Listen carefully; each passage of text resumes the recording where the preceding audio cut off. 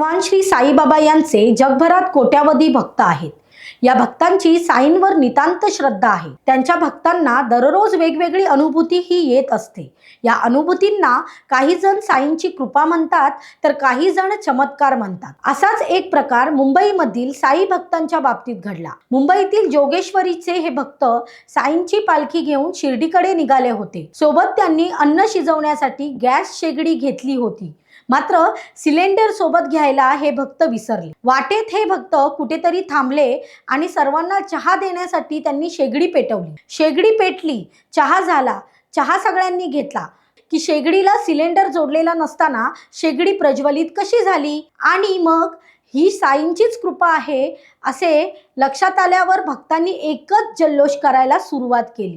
साई बाबा की जय, साईनाथ महाराज की जय। Times डिजिटलला like करा, सबस्क्राईब करा, शेअर करा आणि बेल आयकॉन दाबायला विसरू नका। पाहत रहा टाइम्स डिजिटल।